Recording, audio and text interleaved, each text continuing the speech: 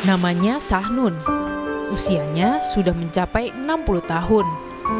Setiap hari ia bekerja sebagai pemulung untuk memenuhi kebutuhan hidupnya.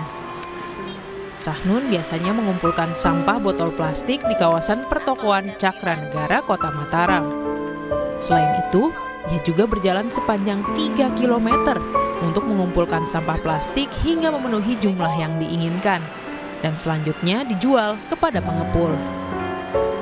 Kaki-kaki rentan nenek Sahnun seolah tak pernah lelah menelusuri jalan beraspal.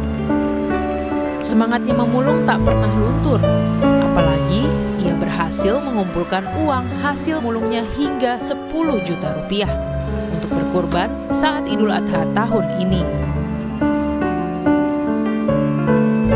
Ketika ditanya sudah berapa lama ia kumpulkan uang untuk berkurban, Sahnun tak bisa berkata banyak. Ia hanya mampu mengingat bahwa ia telah mengumpulkan uang sudah sejak lama. Sida nyumbang 10 juta untuk ngurban sapi. Iya. Iya? Oh, itu kumpulkan berapa lama, Ibu? Balik. Hah?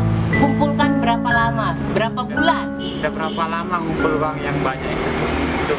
Kelak lama. Lama. Dari kapan? 1 tahun? 2 tahun? Lama. Lama. Banyak yang tak menyangka seorang pemulung seperti Sahnun bisa berkurban seekor sapi. Hal ini membuat kagum dan menginspirasi banyak warga. Selain itu, ternyata setiap tahun Sahnun selalu turut berkurban kambing bersama kelompok pengajian di lingkungan Karang.